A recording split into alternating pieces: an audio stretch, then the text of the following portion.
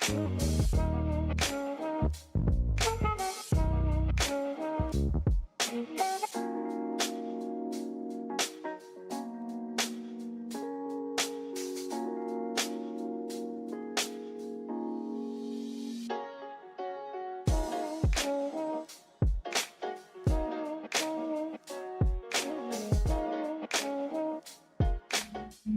welcome to the closing beat, everybody.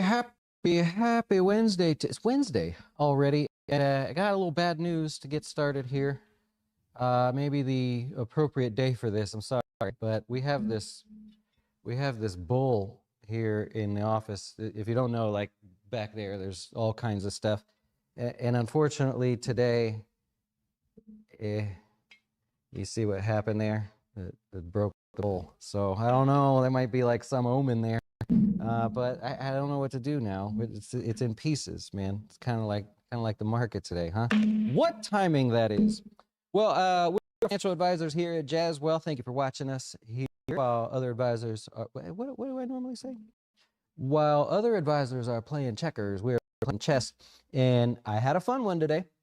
You guys are smart, man. So like clients will call and we'll talk through stuff, and then they go, hey, one last question. And it's always a really good one. So we figured out today a way the family can have 2 HSAs and actually fill both of them up legally up to family limit. So one would be in their kid's name, one would be in their adult's name. Who thinks I'm wrong about that one? That sounds like something that, Dustin gave some bad advice, but there is actually a fine print little rule that allows that to happen. And it worked for these people. So really, really cool. Check us out at jazzwealth.com if you like to get your dough straight. Another way we get dough straight is wine and wealth. Last week, Eric did the 529s. Last week before that, I did some new tax laws. And there's already more proposals for tax law changes regarding student loans coming out there. And the, you had a baby, we're going to give you money law that they're coming up with. 401k for babies, essentially, I think is how the media will probably spin it. So we got a lot to cover, man. There's a lot there. And of course, we'll help clients out as we go. All right. Let's talk about the markets. Quite a different response to the Fed announcement, right? So we had a Fed make their decision here today. Nothing really going on. We talked about what they would actually try to do is have that line between, yes, we could cut rates, but we'll probably not make a decision. They did exactly just that. And the stock market fell on that news. Well, let's take a look. The prior 2 Fed meetings in blue and light blue actually went up. This is where the line is, right during that announcement there. So we actually had a rally. So the last 2 announcements were like, yeah, hey, what's going on? This is great. But if you look, that makes it seem like today was an outlier. But the average down here in red is for the market to fall using the last 10 Fed meetings. So you're a little misled because the last 2 were so exciting. This one sells off and you think, oh man, something's wrong. This just doesn't feel all that good at all. Well, keep in mind that it's averaged. This was perfect. The performance was a little worse than average, but the trend was in the right direction there. And that's what happened with the Fed today. It's like, it's okay. It actually is just part of the game. One of the morals to that story is, and tell me if I'm off base on this one, but I feel like I'm going to be pretty close. Have you ever been in a stock, and let's say you got lucky and you bought it and it just starts going higher and you're like, hey, whoa, this is fun. The next day it goes up. The next day there's news and it goes higher. The next day there's earnings and it goes higher. And you're like, this is amazing. And then one day it just has a little tiny move and you're disappointed. And you think, this is not right. Something's off here. No, the last 4 days were off. That is normal. If you really look out at that. I mention it sometimes. I'll point out a stock and say, okay, this one's known for being wild and whippy on a daily basis. So if you get that, don't think that that's odd. What's the Trump symbol there? Great example. You can see the people posting about this. DWAC, right? There you go. I have to make sure it was on the screen there. Oh my God, it's all exciting. The thing went from 20 bucks to 60, almost 70 or $60. And now it's like back and forth. AMC, GameStop, right? Same things there. This is more normal down here. Right? This is all news driven. So if you're stuck in that, that's what happens. You end up getting stuck in those things. So I don't know, just something I like to point out there. The Fed announcement today was actually average performance wise, right? Okay. What's interesting about the S&P here, and this is where you got to be careful, okay? This is not something you want to get wrapped up into because, you know, you could get yourself in trouble. The top 6 names today that we normally talk about, Microsoft, Apple, Alphabet, NVIDIA, Amazon, and that's it. That's 6, right? Meta. The weakness in just those 6 stocks this morning had caused the S&P to already be down 0.5%, 0.55% to be exact, before the market even opened. Just those 6 stocks. And that's why I say, like, you could participate in those, of course, you know, you want to have your growth and do all that, but you got to realize that those 6 stocks can cause that kind of a movement. Doesn't sound like a lot, 0.5%, just because they had a little bit of a down day. In particular, Alphabet having the worst of the days, but Microsoft was down a little bit, etc. Right? So when you look at the stock market today, that was already baked in to start the day, and then we got that Fed sell-off there. So pretty kind of a, you know, unfortunate day for that to happen, but nonetheless it happened. You got to be ready for that. Okay, well, that's the S&P. So we got maybe a little pullback here. We're happy about that.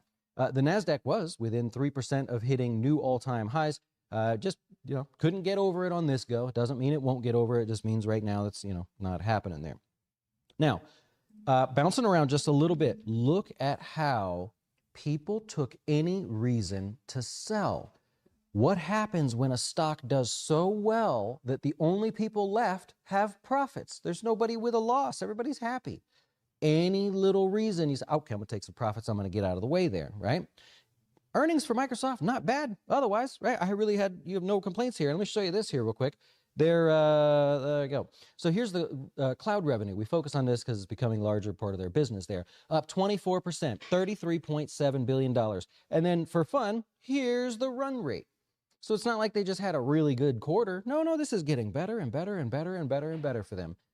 Sort of fascinating how it's incrementally getting better, almost perfectly, but I'm not a conspiracy guy. I just look at that and go, hey, everything else with Microsoft, generally fine. Would have been nice. I'll say it would have been nice to have that Copilot AI. Number of people using that. We didn't get that.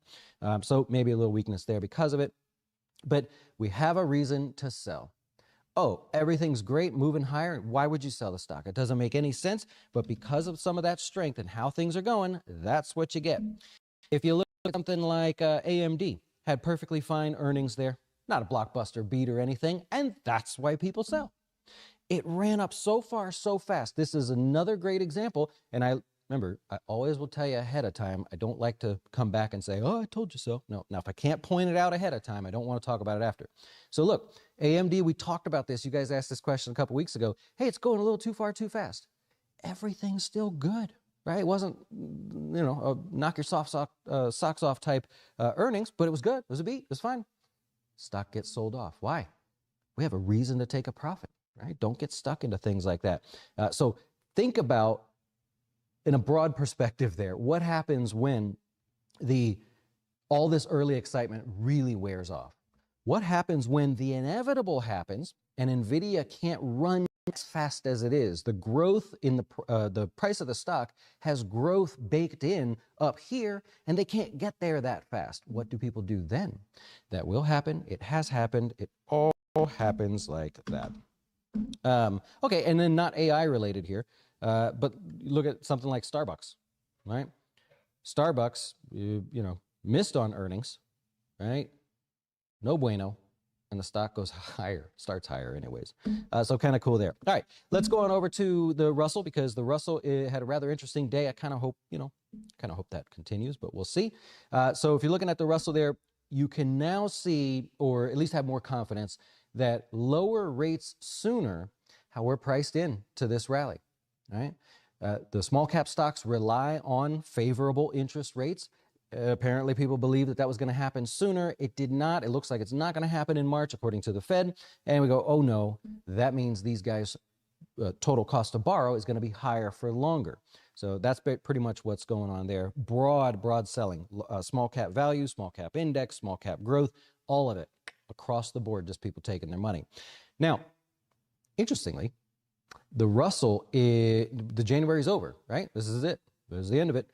Russell 2000 is down almost 4% year to date, right? So basically I'm saying January, but it's also year to date, right? Russell 2000 down about 4%. The Dow after today only has a gain of 1.2%. The S&P has a gain of 1.5%, and the NASDAQ 1.8%.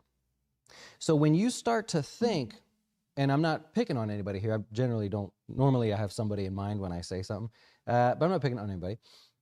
When you start to think, oh my God, the market is going without me, I'm missing it. Really think about that. That is above average performance still, but in reality, the NASDAQ is only up 1.85%. How much did it fall today? Over 2%, right? That's one day could just be a race just like that. So really something to consider. There's also, I don't want to put a damper on it today, you know, I'm going to do it. So there's also things that we track that are not stock market related. One of my favorite things to track is the number of stories that involve layoffs in the media. We saw a bunch of them yesterday, right? There's a handful of them, right? I was talking about that. But it's starting to increase. So we plotted it out so you can kind of see what I'm talking about. Just a real simple thing. Compare the current weekly stories that include layoffs compared to, you know, as much history as I can get in this case. And we notice that that's unfortunately starting to peak back up. Compare this to market volatility during other time periods. You have it, right? No collapse, crash, and all that stuff. Maybe COVID, maybe, but you have that volatility. So when the weekly stories, including layoffs, picks up, you also tend to get a little weakness in the market. It's not something I spend a lot of time on because I'm not going to make decisions based on that. But it's one of those things to overlay and go, ooh, I don't like that. I would prefer that we don't see that because I know historically that creates more volatility in the market. All right, I was all over the place here today. Let's do some other stuff. Stocks in the news, and I'll take your questions. Actually, do we have a Guess the Dow person? We have 5 persons on the Guess the Dow leaderboard today. We got 5 new ones. Alaw, Jennifer, I can't read that. Ermias, Caroline, and Janessa. I can't see any of that. That's crazy. Say the first person's name again. Eloy. There it is. Yeah. Eloy, okay. Yeah. Nice. Say it a different way every time. It's just my thing. Okay. But yeah, big drop in the market, so we got 5 new names on there. 5 new names. And look how close, so really bunched together too. You're talking, 20 points between highs and lows. So very small move in the Dow. Yeah. It's going to be a tight one this week. Yeah. I'm trying to think like, yeah. And they need quite a bit of movement. Okay. All right. I'm not going to jump in the middle there. Wow. Congratulations. Or good luck, I should say. Nice. All right, let's talk about some stocks in the news here. If you want to play, by the way, jazzwealth.com/guess the Dow. I'm sorry, I hit the wrong button. Pfizer is going to be first up here. I know a lot of you like the potential discount here. I've gotten quite a few questions on this. Now is the time, blah, blah, blah. They come out with their earnings, and the CEO says they missed their own projections, not Wall Street's projections, their own projections on COVID vaccines, right? What they would sell. Earnings were about 1/3 of what they were last quarter. And I should say, they were 1/3 of what they said that it was going to be. There's a difference there. So sometimes I'll talk about, oh, analysts think this or that. The analysts were actually spot on. And, I don't pick on them. I think they're brilliant people. But analysts had this spot on. The company was like, yeah, we're going to do this. Analysts go, we don't see it. This is all you can do. And analysts were right on that one. COVID vaccine sales for Pfizer were literally down over 50%, 51% to be exact. They had previously expected $53 billion. They got $8 billion. It's not good, right? Wall Street nailed that one. Now, why wouldn't the stock crater? That's not very good news, right? That's a huge miss. It kind of tells you analysts were right. They had reported to their bosses, and they positioned themselves already for that. So the price action here doesn't mean it's not a good opportunity. Price is reflecting what the analysts believe, and now the company has confirmed. So you get what I'm saying there? Whereas something like UPS, we talked about the other day, price resets. Okay, we're a little off on our numbers there. That means it's only worth this. people looked at that and said, okay, it's still worth $27 at this point with what we know. I thought it was kind of fascinating.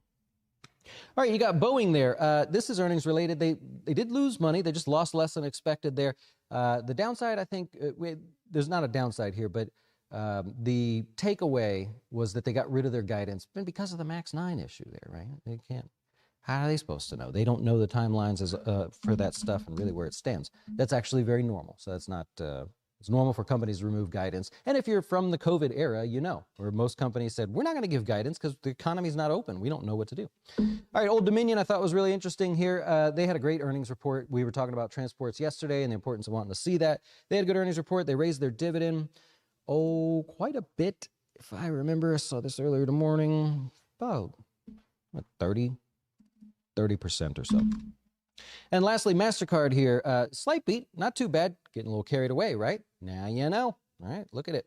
Getting too far too fast. At one point, accelerated well beyond any meaningful average. It found itself some sellers. Who are the sellers? Nope, nobody's selling the stock because they're losing and they're upset. They're selling it to take profit on the news of what happened.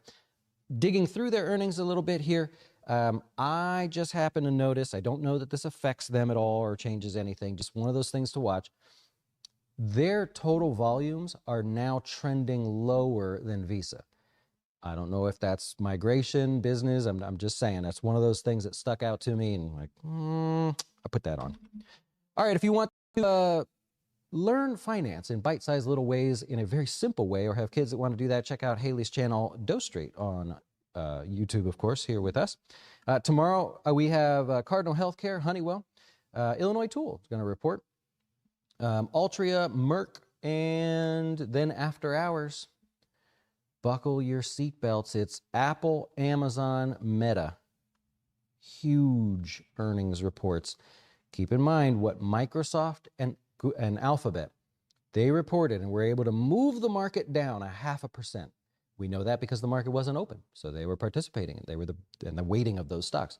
What happens when Meta, Amazon, and Apple all report after hours tomorrow? I hope it's good, right?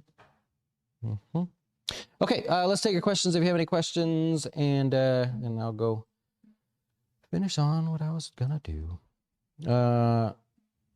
Playoffs. See, I know that one. Totally know that joke. Yeah.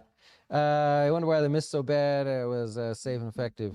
Ooh, Swamp Rat going with the little dig there. What you talking about?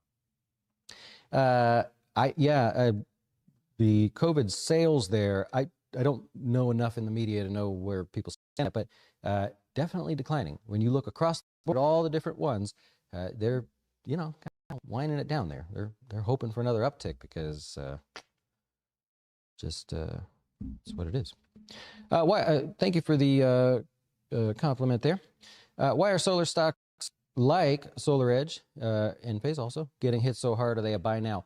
Ooh, tricky because you have Enphase will go first. Earnings-wise, they're always first next week, I believe it. Yeah, it's got to be next week.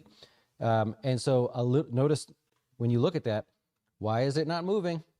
Now you know, right? If you see a stock that's not moving, we just did this with Tesla the other day. You go, what? Look, it was up and down and up and mostly down, but up and down. All of a sudden, it's quiet. Must be earnings, right? At least makes you want to take a look. So that's your giveaway right there, that they're first. You asked about SolarEdge. They're probably right behind them or something. I don't have the info right in front of me, but look, you can look at that and say earnings has to be close, or just like a UPS, FedEx kind of a thing. UPS will get quiet ahead of FedEx because they go first, and then same thing. FedEx will get quiet right around the UPS announcement. So these two are just hand in hand.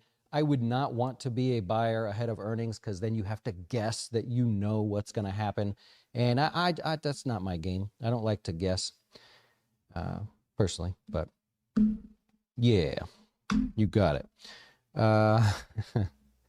Yeah.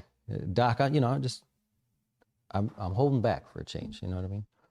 How many points do they lower interest rates in your opinion when they finally do? Oh, it'll be 1 quarter. There's not going to be like, oh, we're going to just shave a point off of this thing. It's going to be a quarter at a time. I have no reason to believe otherwise there. Yeah. So if I started making new services like selling funds and many more, yeah, that that, I don't know how many people there are, but those group of people working on their products in that division, those are go-getters right there.